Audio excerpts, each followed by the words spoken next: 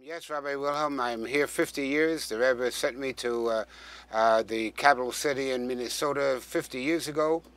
And also that means, as far as we are concerned, that the last time I was in 770 for any day in Tishrei, any time in Tishrei, was over 50 years ago. So you might think to yourself that, well, over 50 years ago, he probably doesn't know anything, and maybe I don't know too much. But I certainly do know what happened years ago when I came. I'd like to share with you some thoughts that came to my mind today. Rabbi Wilhelm asked me, I think last evening, and I spent some time today going over in my mind what I remember, what I don't remember. And I hope it will be useful to you and useful to myself also, because when you think of things that happened, and especially things like being with the Rebbe and close to the Rebbe, etc., certainly awakens and arouses within myself, I'm sure within others, a strong feeling of commitment to Torah, mitzvahs, an ongoing commitment to do everything right as it should be. Having said that, Rabbi Wilhelm has asked me to speak about the month of Tishrei with the Rebbe at 770. He didn't give it that exact title. That's the title I'm giving it, the month of Tishrei. And so I will begin by saying as follows, asking a question. I'm not looking for an answer. The question is, when does the month of Tishrei begin? And you will say to me, look into a calendar, and you'll see the month of Tishrei begins on the first day of Tishrei. Of course, you are correct, but for our purposes, you are far from correct. Because Tishrei, as we talk about Tishrei by the Rebbe in 770, is more than 29 or 30 days, or a certain amount of days. It's not only a period of time, but it is a very special time, a season in every year. And actually, Tishrei, the month of Tishrei, begins not on the first day of Tishrei, not even on Erev, not even on the eve of Rosh Hashanah, but a long time before. Certainly the entire month of Elul is part of the month of Tishrei. And actually, I would say, if I were to be asked, when does the month of Tishrei begin? I would say it begins on the day when we, on the Shabbos. I just pressed the recorder, another recorder. Okay, it's fine. It begins on the Shabbos when we bench Rosh Chodesh Elul. When we bench Rosh Chodesh, we bless the month on the Shabbos before the first day of Rosh Chodesh. And actually, the previous Rebbe speaks about this in Siches, that when it came the day, the Shabbos, when we bless the new month of Elul, the previous Rebbe uses a term that even fish in the sea, even fish in the rivers begin to shake and begin to be more careful what they do, etc. And I want to begin with a very personal item that has to do with me, that I learned that Tishrei, this special season, begins when we bench Rosh Chodesh on that Shabbos. Because when I came here, again, 50 years ago, after I was here, I think for just 1 year, and it happened to be Shabbos V'Vorchim Elul, and I have to tell you the truth, that I didn't really think of it as being different than any other Shabbos V'Vorchim, any other Shabbos when you bless a new month. And that Shabbos, I was invited to be present, to participate in a bar mitzvah, a relative on the East Coast. And the Shabbos was Shabbos with the lading of the Torah, etc. And Sunday was to be a big party. And my plan was to go for Shabbos and for Sunday. And then for some reason I thought it over, and I don't know exactly why, but I came to the conclusion that I'm not going to go for Shabbos. I'm going to stay here for Shabbos. I'm going to stay with my people for Shabbos. And I'll go Sunday morning. I took a flight, and I don't think I had any very special pressing reason to do that, but that's what I did. I stayed here for Shabbos. I stayed in my shul for Shabbos. Sunday morning I took a flight, and from there, from where I was on the East Coast, somebody took me. I went to New York. I was in Crown Heights, and I spent a day in 770. And I would write to the Rebbe very frequently, and I wrote to the Rebbe exactly what had happened. I told the Rebbe that I was planning to come in for Shabbos, and I didn't. And I came for Sunday. I came on Sunday to be here for a day or so. And the Rebbe responded, writing, of course, in his Ksav Yad Kodesh, in his holy hand script. He wrote on the paper I wrote.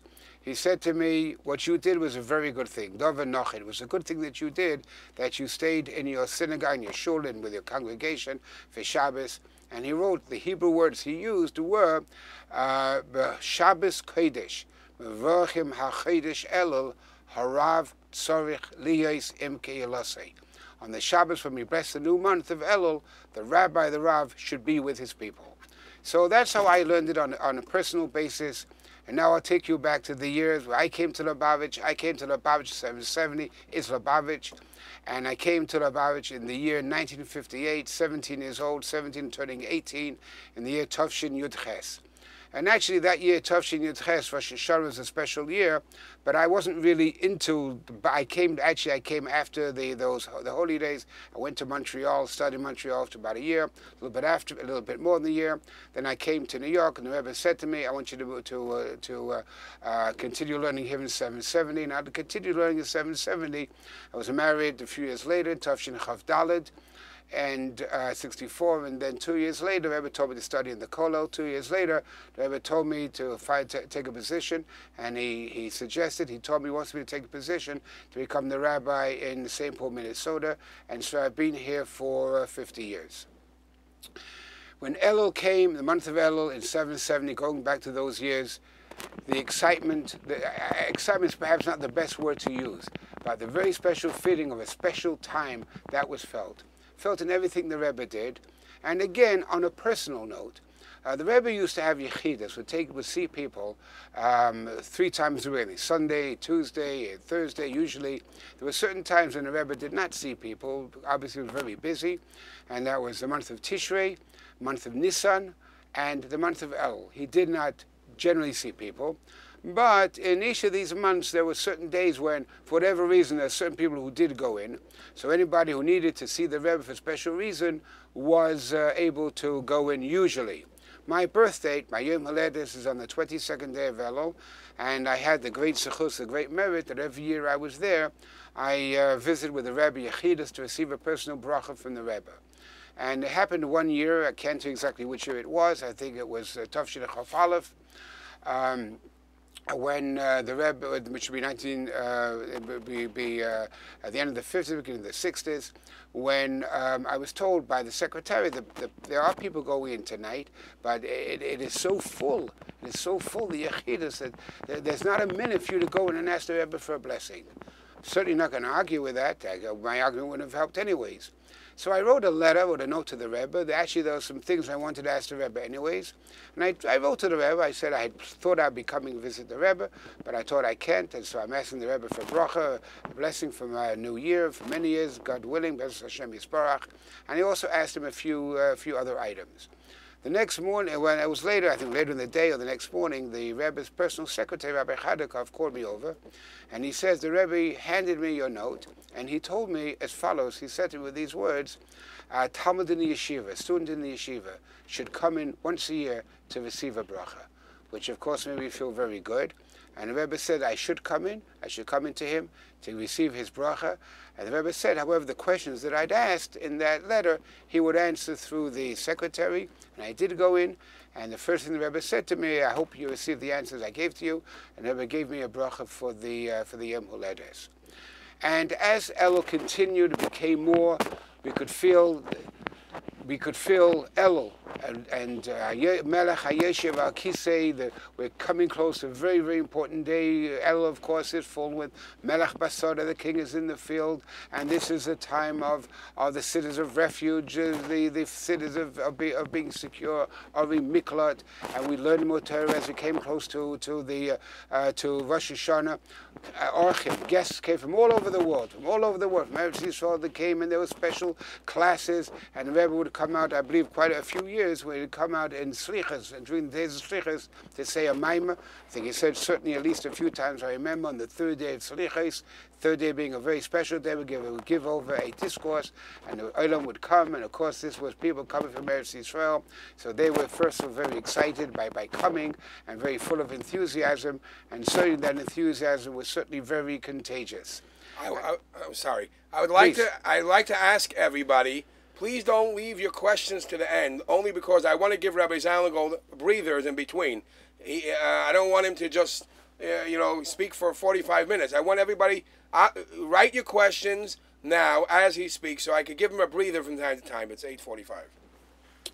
And as it came closer to Rosh Hashanah, the excitement and the enthusiasm and the strong feeling of Elul and preparation for Elul and doing better and finding good things became more and more obvious.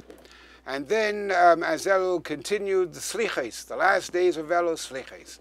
And the first night, the first Slicha said, at midnight, after 1 o'clock in the morning, you come to 770, and 770 was packed, of course. Every place was taken, and the Chazan, the Slichas. And I happen to know people who had the opportunity, they knew they had the opportunity to go to 770 once a year.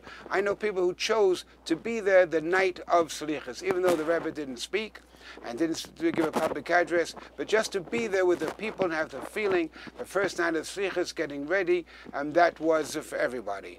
And then when they would finish the Slichas, everybody turned it to the Rebbe, and the Rebbe would turn to go out, and as he go out, he made a motion with his hand that everybody should sing together. 1,000 people singing, and of course, as the years grew, the crowd grew, etc. And that was the night of Slichas, and it came Erev Rosh Hashanah. Every Rosh Hashanah, for Rosh Hashanah, we have the custom, we have the minhag to write a pigeon to the Rebbe. Pigeon nefesh, peinun. Pigeon nefesh means we write to the Rebbe, we give our names, and we ask the Rebbe to pray for us, and we ask the Rebbe to give us a bracha for the new year. And to write a pigeon nefesh is a special minhag of all Hasidim, I believe, to write a pigeon nefesh to their Rebbe. And the Rebbe would receive, even going back to that time, which was 1950, 58, 59, 60, thousands and thousands and thousands of pigeons.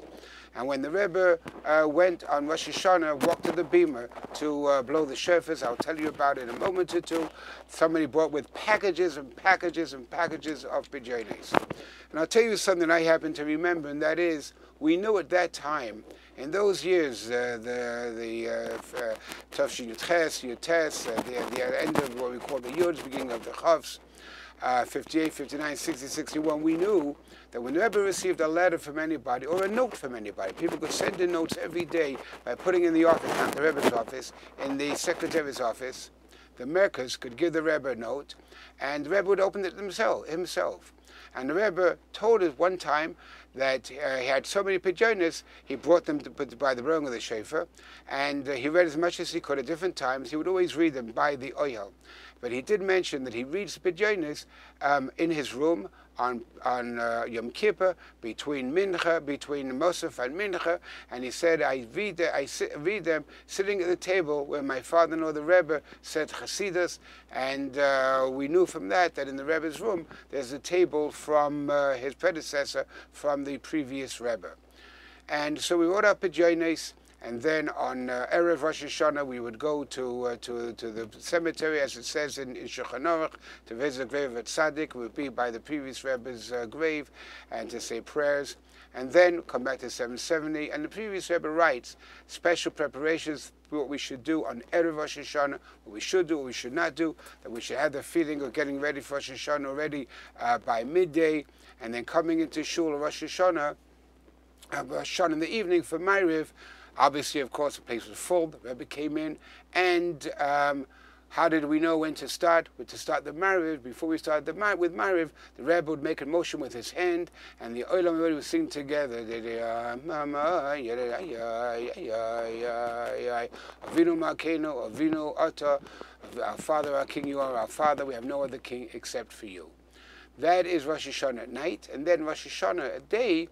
The Rebbe blew the shofar. He blew the first set of the shofar being blown. When the bracha is made, that is before the Shemoneh Esrei. That later part was blown by somebody else. The Rebbe would go with the word. This is what is blown at the bima, on the bima, and the Rebbe just to be there was a sight that is. There are no words in the dictionary to could explain as we saw the Rebbe's face and blowing shofar, knowing if you learn just a little bit of Hasidus Kabbalah, what the blowing of the shofar means in a deeper sense. And the Rebbe taking the shofars and standing and putting his talis over all the pajonos and saying the brachas was a sight that once a person saw that sight, it would never, could possibly never leave their mind. Now I will tell you, the first time that I was there, the first Rosh Hashanah I was there, was Tavshin Yutes. And it so happens that at that time, the place of the shul, which is facing 770, if you face the house 770, immediately on the left side, that was not yet built up. And it was called a shalash. It was like a sukkah. It was like a sukkah. And the top of it was really what you put on top of a sukkah board, is nothing more than that. But on the side, on the walls were not built up either. There was wire netting from the ground way up. And the first time I was there, and I'm saying the Shemoneh Esrei, and when the Chazan said the Shemoneh Esrei, the Chazan was repeating Shemoneh Esrei, and then he finished the Kedusha, and suddenly I heard a rattling sound.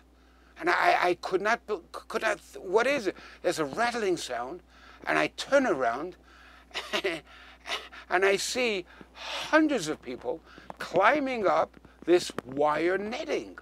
Why would they be climbing up the wire netting? Well, they were climbing up the wire netting to be able to find a place from where they would be able to see the Rebbe below the Tkiyos. Because even though the crowd at that time was certainly not as big as we go into later years, but even at that time, it was overcrowded, overcrowded, and everybody wanted to see the Rebbe. Are we telling you like a cup of water? No, thank you very much.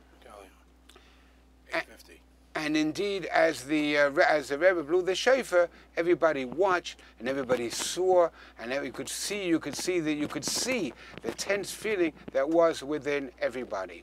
And the Rebbe Rosh Hashanah was very serious, but the end of Rosh Hashanah, the Rebbe would farbring, as he did at the end of every Yontif. And the farbringen was that before the shkir, before sunset, he would come in, wash his hand, people washed, and the Rebbe benched. And the farbringen, as I remember, was not a long farbringen. It was mostly, the Rebbe, of course, said a discourse. He gave a maimer, usually a long maimer. And they sang the nigunim, the melodies of Rabbi Nisiyenu, of all the Rabbeim, with perhaps some other items.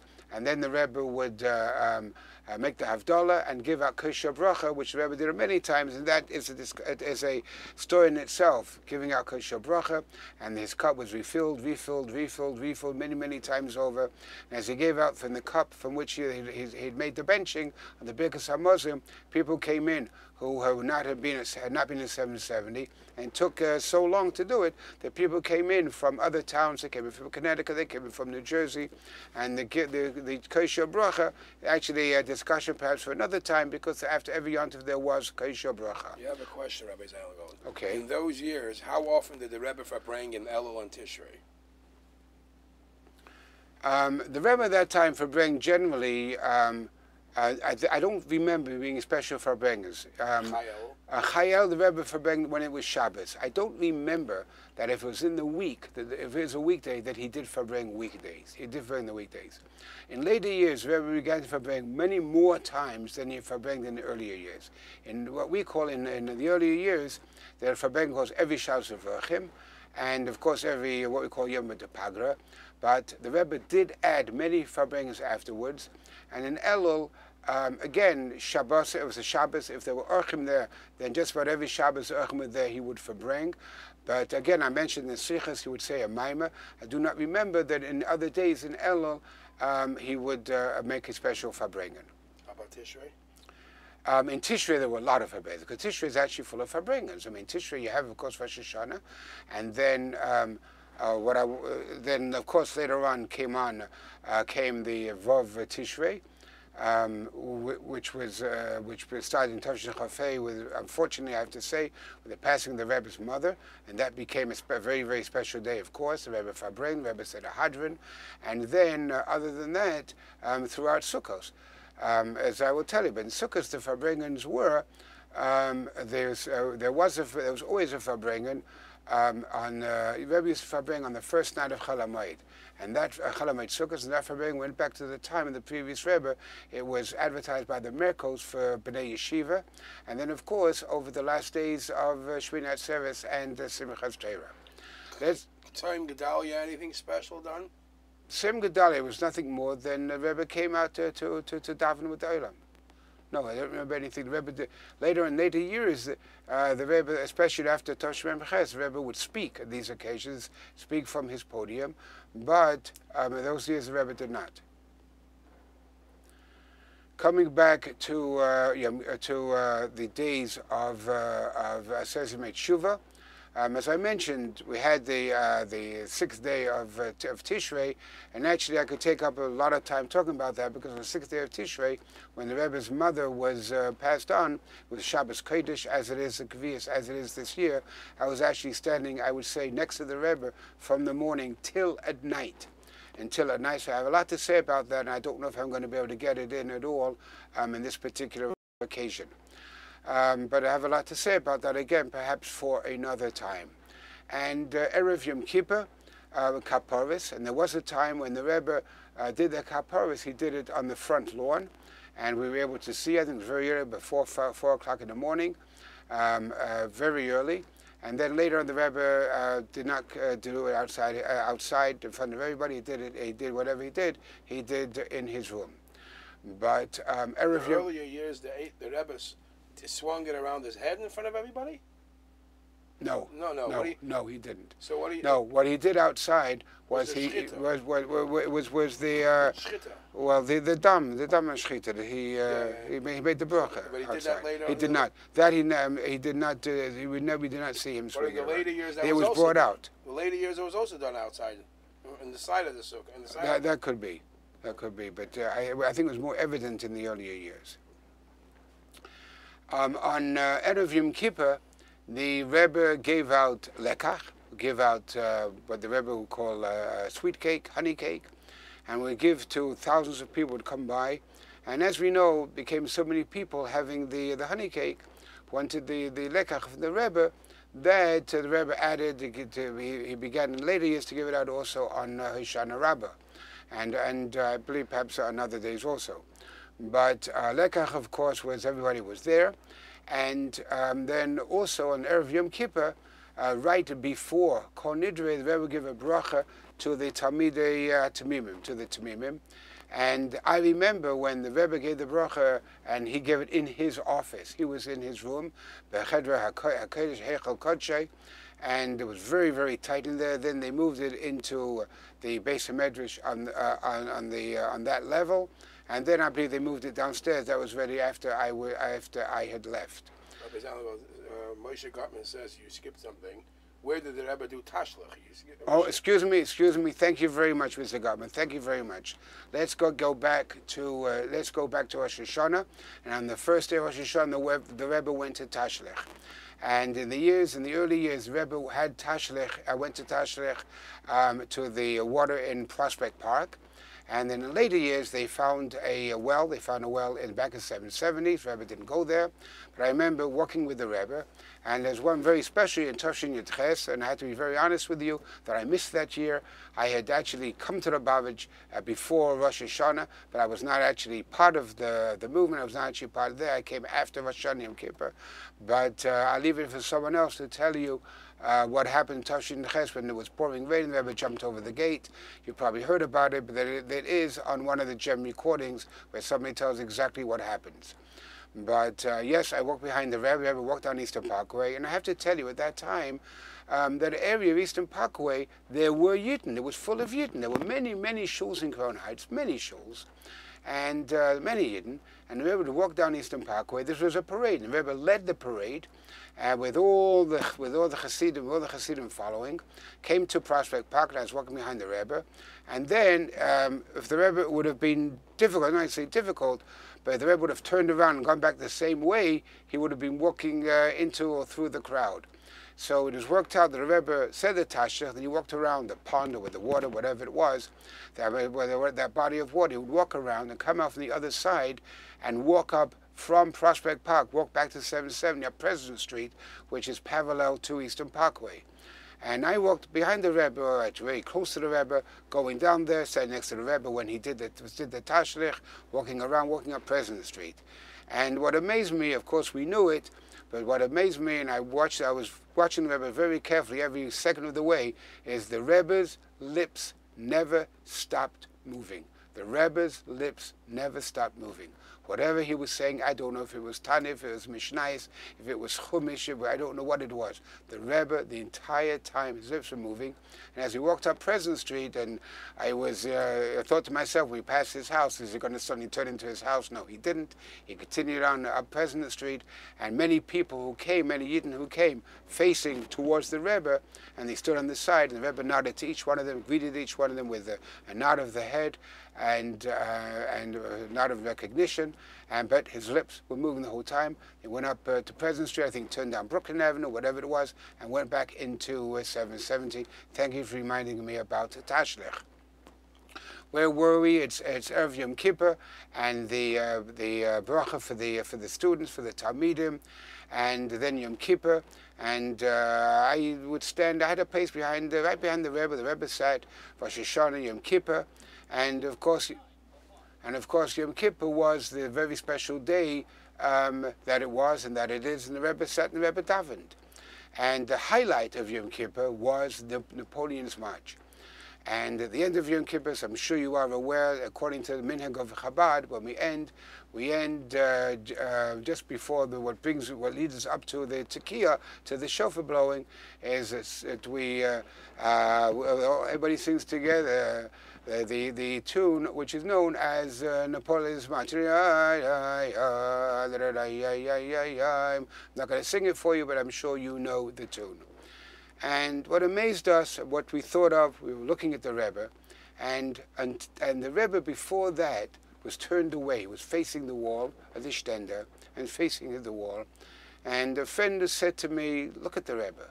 I don't know, maybe he's crying now. He could be crying, we don't know. We don't know exactly how his face was completely hidden from everybody, turned away. And then suddenly, the Rebbe would turn around, and everybody would turn, and it was 1 year after I was there, a few years, it was either Chof or Chof Aleph. And they're singing Napoleon's March, and the Rebbe's hands, his arms are uplifted, and there was tremendous force. He's telling the people, he's telling them with his hands to sing louder and louder and stronger, and everybody's singing. And then the Rebbe, as I was watching the Rebbe was looking around, evidently looking for something. What could the Rebbe be looking for? He's looking. The Rebbe, as he looked around, he looked at his own chair. The Rebbe had a chair, and it was next to his stender. Actually, it had been turned around because the Rebbe had been standing. It was turned around. And the Rebbe's chair, if you're familiar with it, is very carefully made. It's a cushioned chair. And the Rebbe was very comfortable. He sat at Farbrengens. He would make himself comfortable in the chair and would position himself and then actually not move for 6, 7, 8 hours, however long the Farbrengen took. It was a cushion. It was not a cushion. It was a cushioned chair, a soft chair. And the Rebbe looked at the chair, and suddenly the Rebbe leaped up on the chair. He jumped up on the chair. And that's what he was looking for. He was looking for somebody to jump onto, to be higher and to tell everybody to sing. And he was jumping up in his chair. Everybody in the world would be afraid to touch the chair, the Rebbe's chair. He was jumping up and down and up and down, up and down in his chair. I don't remember, I think the next year they positioned the chair, they could jump on it, but then very soon after that they built an additional beamer for the Rebbe to stand on to be with the Olam. And I have to tell you that Yom Kippur, of course, was a very day together with the Rebbe, davening together with the Rebbe. The Rebbe would go out to the Kiddush Levana, we would see the Rebbe do Kiddush Levana and be with the Rebbe. Just one thing I do want to say, that one Yom Kippur stands out in my mind, but not because of the Yom Kippur part of it, but because of what happened after Yom Kippur. And in Tavshin Chav Gimel was 150 years since the passing of the Alter Rebbe, and the Rebbe made special note of that on every occasion he could. Shnas, the special year of 150 years since the passing of the Alter Rebbe, who was passed on in Tavshin in Kufayin Gimel, and it was 150 years in Tavshin Chav Gimel, and it was after my, and I was in 770. I lived not far away, and I was downstairs, and the Rebbe used to eat upstairs. Actually, for all the meals on Yontif, and I didn't go into that now because it was with every Yontif, but he would eat upstairs in the room of the previous Rebbe on Mitzvah Yom Kippur. Elio Simmons wants to know, what year did the chair start, the Napoleon's March? Did he jump on the chair? Yeah. I'm not good at years. I would say it would have to be either Chof Aleph or Chof Beis. I'm not good at remembering years. Either Chof Aleph or Chof Beis. that I remember. And the Rebbe had been eating upstairs, and there were very, very, very few people in 770, very few people. And I had been upstairs, and I came downstairs, and I stood by the Rebbe's office with a friend of mine. I was standing there, and this was Moshe Yom Kippur, Tafshin Chav Daled. This was in the 150th year, which had begun earlier in Tafshin Chav Gimel. And suddenly, the Rebbe walked out of his room and began to walk towards the Beis HaMedrash. And my friend who was with me, had a good friend of mine, Yitzchak Meir Garavi, should live and be well, turned to me, whispered to me, "Where's the Rebbe going?" And I whispered back to him, I said, "I don't know. Wherever he goes, I'm going." And the Rebbe, if you know 770, did not walk into the Beis HaMedrash. He made the left turn and he walked into the second door, if you know what I mean. He came in by the back way. He used to come sometimes to daven. To daven, he would come in sometimes by that entrance on Shabbos. And he came in and he walked in the Beis HaMedrash. And so in that Beis HaMedrash, they had minyan there on Yom Kippur. They had a full minyan there on Yom Kippur. And after that minyan, when it finished, somebody gave after $50, somebody gave food, and the Rebbe had a place there because he would farbring there. So he used to farbring there. That was a place he farbringed. And that place where he farbring was not set up, obviously, but there was a bench there, and there was a tablecloth. As people had eaten herring and cake and had soda and pop after Yom Kippur. In other words, the table was full of everything, of all eaten food. Father the Rebbe squeezed himself into the bench. I'm standing next to the Rebbe. The Rebbe sat down and began to say a maimah. And probably in the room were not more than 4, 5, 6 people. There was no niggin before, there was no melody before. The Rebbe didn't say anything. The Rebbe closed his eyes and did what he does with the handkerchief, and he took the tablecloth and pulled it over his hand and said a maimah. And I'm sitting right next to him. And I have to tell you the truth. I thought maybe that I had my soul had left somehow, and I couldn't believe I was on this world. I'm sitting next to the Rebbe, saying a maimah, and I'm the only 3 or 4 people there. What's the Divrei Maschil of the maimah? The Divrei HaMaschil of the maimah is written, but it was a Yom Kippur theme. And Bayom Hazer, the Torah Lefnechem. They spoke about the Indian of the Torah that we come to, the high level we come to, through the day of Yom Kippur. Who wrote it down later? There were a few people who were there, and people did. Within a few minutes actually, people came within a few minutes, and the first words, the first sentences, I certainly helped out in that, they were able to piece it together. But there is a hanacha, they do have a copy of that maimah. How exact it is, I don't know, but actually within minutes there were people there, and they do have that maimah in writing. Although, obviously, a good part of it may not be exactly as it is, but I can tell you that when the Rebbe was speaking, I was trying to come to my senses, trying to tell myself whether I really am here or not, whether this is really happening. But that was Yom Kippur. And then we come to, from Yom Kippur, we come to Sukkot. And Sukkot, of course, is a special time of joy and happiness. And I told you that the Rebbe would farbring always the first night of Chol HaMoed, first night of Chol HaMoed. And that was a farbring which he had even before he became Rebbe. And he had farbring with the students of the yeshiva, and it was geared. If you listen to those Shlichas, you can hear how he's talking to Bnei Yeshiva, to yeshiva students. And but the first 2 days of Sukkot, what I read, okay, obviously, we used to get the Rebbe's lulav. We used to make brunch on the Rebbe's lulav. What we used to do was, the Rebbe would have a lulav, and obviously had his set of 4, his set of Abba Minim, and the Rebbe would come in the morning to bench Esrog and lulav, and people could come, and we had the opportunity to bench lulav and Esrog. I'll tell you how it was. We had a long line. And at that time, the Rebbe was in his sukkah, and he stood by the wall. And again, his lips were moving, was not reading from his siddur. Maybe he did sometime read from his siddur, do some of the davening. He stood there. And we walked in, and really we didn't do the nanum. We just said the bracha, lifted it up, went down. It was 3 seconds in and out. And maybe 1,000 people went in just to make the bracha in the Rebbe's olive. And the Rebbe looked at each one. Each one was very, very careful, looked at each one, and saw exactly what each one did. And then the Rebbe would go into the davening at whatever time it was, 10 o'clock.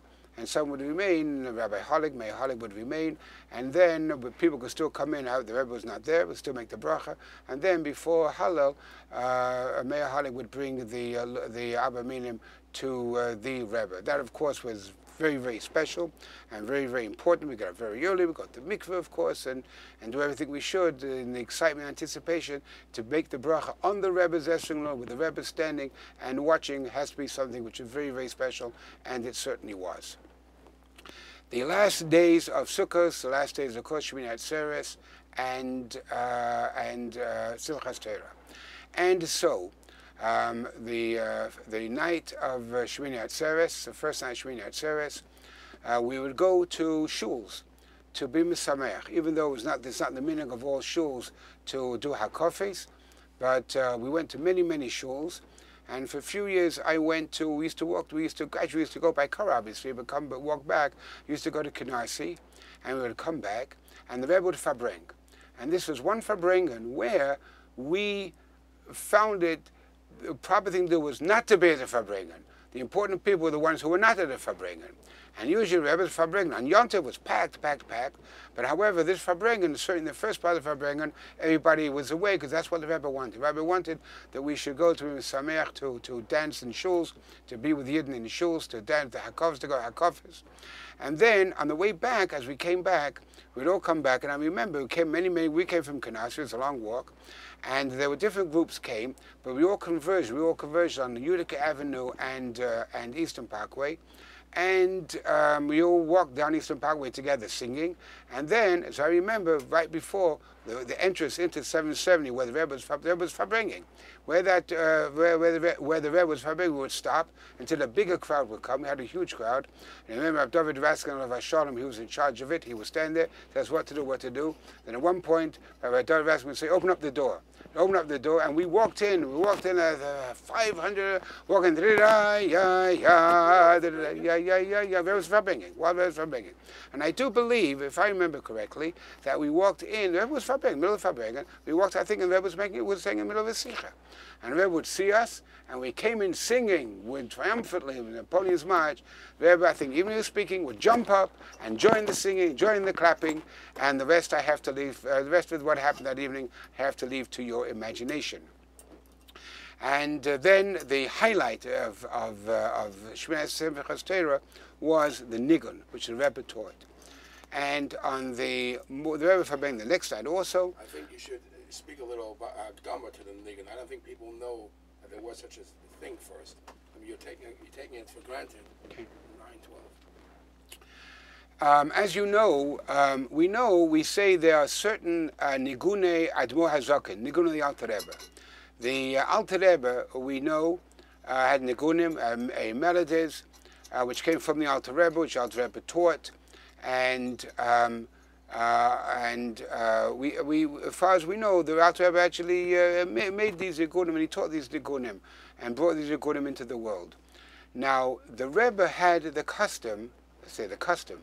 What happened was that we do not know of nigunim that the Rebbe himself brought about, but the Rebbe would teach a nigun, or as the Rebbe would say, he would revive a nigun. And these are the nigunim which are known as the Rebbe's nigunim, the nigunim that we learned from the Rebbe. And again, the Rebbe, from what we know, could be different. We do not know the Rebbe composed any nigunim. We do know that the Alter Rebbe composed 10 nigunim. But the nigunim that the Rebbe taught, the Rebbe did teach nigunim, did teach melodies, and these nigunim that he revived. And again, the time that he taught the nigunim, there was at least one nigun I know that he taught at another time, but it was known that on Simchas Torah in the morning means Simchas Torah And before the davening, way before the davening, at Aloisa Shacha, 4, 5 o'clock in the morning. We had the meal at night, and now it's 4, 5 o'clock in the morning. And the Rebbe was in his room, after eating the meal upstairs on the second floor, in the domicile, in the area of the previous Rebbe, in the home of the previous Rebbe, in the apartment of the previous Rebbe. He would come down to teach a nigun. And I had the great zichus to be there at, from Tovshin Yitches until I left in Tovshin Chavav. I was there on every year, whatever happened. And Rebbe only taught until a certain year, and then the Rebbe did stop teaching the nigunim. And I believe in the year that I left, he was not teaching. But the Rebbe would come down, and the Rebbe would come down, and the Rebbe's face was he looked in a way that we didn't see in the rest of the year. It was a very, very serious look, And he taught nigunim, and some of the nigunim, some of the navshi, and Shamil's nigun, and different nigunim which I can think of at this moment, but the nigunim that we know that we ascribe to the Rebbe, Ho'elekeno, etc., etc. And the Rebbe would sing the nigun, and it was it was very different. When the Rebbe finished teaching the nigun, the people would sing it. The Rebbe would give everybody mashka. And the mashka was with the understanding that each one who received the mashka for the bracha from the Rebbe would take upon himself to study more chassidus during this coming year. And the Rebbe held the bottle of mashka in his hand, and as the Rebbe spoke and the Rebbe talked, it was obviously a very, very deeply emotional time for the Rebbe. Perhaps the Rebbe was remembering the background of the nigun, what happened, or what brought him to the nigun. But the Rebbe was very emotional, and sometimes he would I use the word term, play with the bottle to move it around, and we followed, and it was very quiet. 4 o'clock in the morning, everything's quiet outside, and the Rebbe sang the nigun, and the Olam sang, and then at night, the Fabreng and the Rebbe would again go over the nigun, and the Olam, everybody would sing it together with the Rebbe. And these are some of the thoughts that I have as I think over Tishrei, and as I talk to you, I think of other things also that happened. And the main thing as we say bring out these points, we think to ourselves the bracha, the blessing that we have, that I don't like to say we had the Rebbe, we have the Rebbe, and we have the Rebbe in the Rebbe's teachings, in the Rebbe's derech, the way the Rebbe taught us and teaches us and continues to teach us to be, to think of others, to care for others, to give of ourselves. And most of all, what we think of as we sing the Gunim of the Rebbe, and as we learn the Rebbe's Torahs, we think of what it means to be a chassid, and what it means to prepare ourselves to learn Chassidus. And in today's Hayom Yom, we talk a little bit about the Vekenzach that the Rebbe's Torah. We don't only learn it, but we bathe in it, and we feel it. We feel it in everything we do. And of course, we pray the Rebbeinu Shalom. As we say at the end of, when we finish Tishrei, we finish the Eicha, Hashveinu Hashem Elech v'nashuva, return us HaKadosh Baruch Hu to you, and we will return. In this week's Sedra, Nisavim, we talk about the Ben Shalom promises us, we will come back. V'shav Hashem Elokecha, Shvuscha v'Chamecha, we will come back. And we ask the Ben Hashveinu Hashem Elech v'nashuva, Chadesh Shemenu Kekedem, renew our days as of old. We're together with the Rebbe, and as Rebbe would say, L'mata Misal Tefachim, hearing the Rebbe, learning from the Rebbe, speaking Torah, teaching Torah, and that will come very soon with Mashiach Tzidkenu, the Meher B'Yomeinu B'Karev Mamish. Amen. All right. First of all, I want to say